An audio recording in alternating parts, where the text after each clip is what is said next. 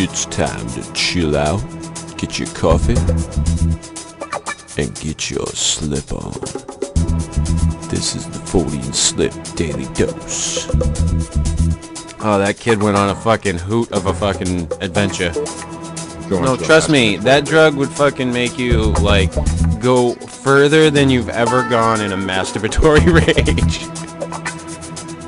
And then they see this UFO or whatever it is, this diamond-shaped thing. So, and then 3 helicopters come whizzing in and everything takes off. I don't know if I buy it, motherfucker. Did Bigfoot come out and tickle somebody's balls? Alright, you hooligans. Fortean Slip Daily Dose starts now.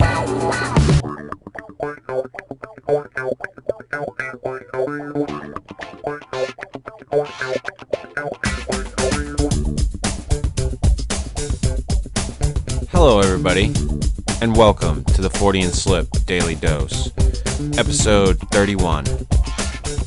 This is the Freaky Future episode.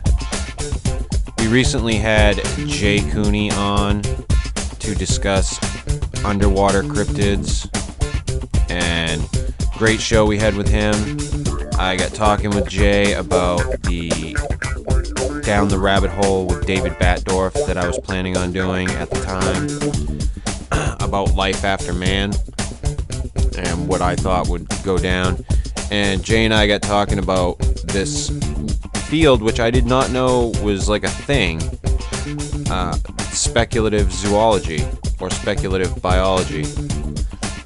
And in particular, he sent me some images of some stuff that came from a book written by a Scottish geologist called After Man. And this was written in 1981.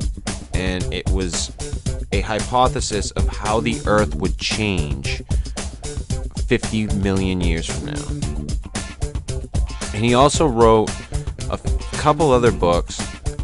The one that I noticed more than the others, I don't know how many there are exactly, was Man After Man. And Man After Man went into how man would evolve on the face of the planet and what would happen if man left the planet and then came back.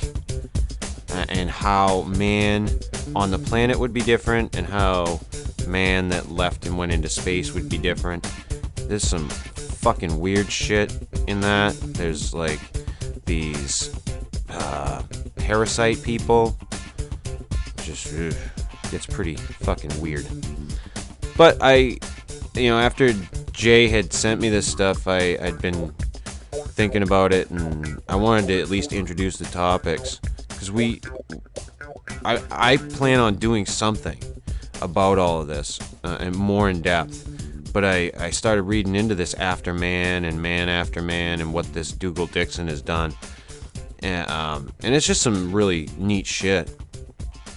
I'll put all the links down below. I got most of this from the wiki, and there's an IO9 article that was put out. There's also an old, I believe it's a Japanese film, or it's Japanese dubbed, or I don't know exactly. I could not find an English version of it, of After Man. And it goes through, and it has like, it looks like there's some type of puppetry that they used, and also stop motion to because this was back in the day when there wasn't any CGI like we have now, where we see, like, fucking Walking with Dinosaurs, and there's a CGI dinosaur. It's not like the old fucking stop motion days of Sinbad. So I found that as well, and that's in the IO9 article, but I'm going to put the link to that underneath as well, because I'm going to reference it a couple of times. And this stuff here is right from the wiki. Dixon assumed that Europe and Africa would eventually fuse, closing up the Mediterranean. Asia and North America would collide and close up the Bering Strait. South America would split off from Central America. Australia would collide with Southern Asia, uplifting a mountain range. Finally, parts of Africa would split off to form a new island, which he called Lemuria. Other volcanic islands have been added, such as the Pacas Archipelago and Batavia. While there are a wide variety of creatures in Afterman, many of these can fall into groups. So I'm going to look at a few of them, and then I'm going to talk about a couple of things that I found pretty cool. The first one we're going to look at here is the rabbits, and I believe I'm pronouncing that correctly. Rabbits fill in the void of deer, zebra, giraffes, and antelope, but descended, as the name suggests, from rabbits. They live in almost any environment, and they mostly feed on grass. Their anatomy represents that of ungulates, but there are a few primitive hopping forms lurking around. They look mostly to me like a deer mixed with a rabbit. Pretty simple as far as that goes. The next thing on the list is the gigantelope, and the gigantelope take the niche in the future that was formerly held by elephants, giraffes, moose, muskoxen, rhinoceroses, and other large herbivores. Resembling the ancient sauropods, they are descended from antelope and range in a wide variety of forms. One sub-branch have evolved into the large moose-like herbivores of the north, the hornheads. In that video that I'm going to put underneath, there is some footage of these things like walking around, eating. They're done in stop motion. The rabbits, I believe when I was watching it, those are the ones that they did almost like a puppet. It looked like a big fucking stuffed animal that was getting moved around. But I couldn't stop watching. I put it on and I was like, this is so bad, but it's kind of cool. And I couldn't understand any of it because it's all in Japanese. If, in fact, it is in Japanese. I don't, I'm pretty sure it is. The last thing that they show here on the wiki is the predator rats. Now, unlike my idea that I put forth in the Life After Man thing that David and I did, I said that, I thought that dogs would take over as the top predator, the apex predator. And here, Dougal Dixon assumes that rats are going to take over in all forms, that they're going to become like polar bears, like wolves, like wolverines, like cats. They're just going to diverge off into all these different, types of fucking predators that just are going to hunt the fucking planet. In the pictures they got of them, I couldn't find that many of them. I found a couple. Most of them were really small. The one that I've put up is the best one that I could find. I figured I'd at least throw something up. There were some other ones that looked really cool, but they were so small, I didn't think they'd translate well. So I just said, fuck it. But the other things that I wanted to look at were the apes that hunt the plains. He assumed that apes would become like these pack animals, very much like cats and almost like dogs in a way. The same idea, where they would hunt in packs on the plains. This leopard-like ape called the Horain. Another one that is, I would assume, is a descendant of the baboon, called the raboon.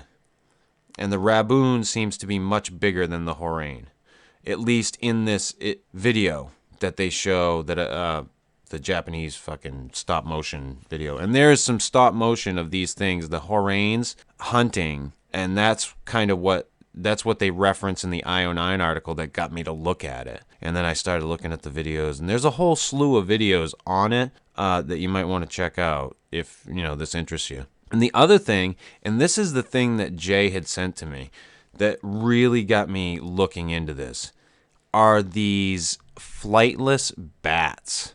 These things are pretty fucking interesting, the way he has them set up. The interesting thing, I guess, here is that bats have never evolved to become flightless that we know of. And birds have. Like, there are birds that do not fly, whereas there are not bats that do not fly. And these flightless bats that he suggests will come about hunt on the ground in packs using echolocation and just eat everything. And their hind legs kind of hang over, and they walk on their front. They're fucked up looking things. And the other one, which I happened to notice when I was looking for pictures, but I had read about it when I was doing the research here for today's show, are these bats that evolved to look like flowers so that they can catch the insects coming down to, feed on the nectar. I believe they're in with the picture of the flightless bats that hunt in packs there. But just all really cool shit. When he sent this to me, I was just, I started looking through it, and pretty out there stuff. And yeah, that bat is called the Night Stalker. If you look into the stuff that he talked about in Man After Man, that gets even way further down the rabbit hole of evolution. The fucking parasitic people and the people like genetically modified, and there's like underwater people. He just took it. He went for a fucking stroll everywhere when it came to this subject. Incredibly creative imagination. Yeah, if you get a chance, check out Dougal Dixon. Check out the video that I posted below. You know, it is kind of crappy. You can't like follow what the fuck they're saying unless you know Japanese, which I don't. I think I'm going to at some point take a look at this book. I'm definitely going to start looking for it when I go out doing my bookshop, and I go out to a couple of used bookstores every so often and just peruse around. So I will I'll definitely be taking a look for this while I'm out.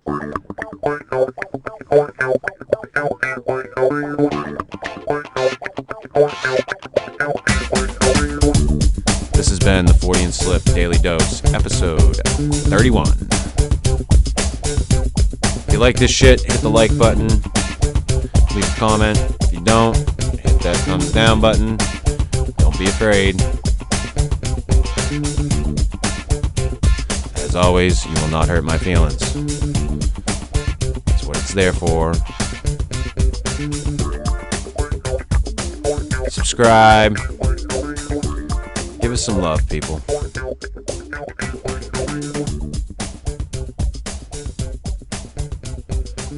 Hoping a new Down the Rabbit Hole with David Batdorf will go off, I think in February.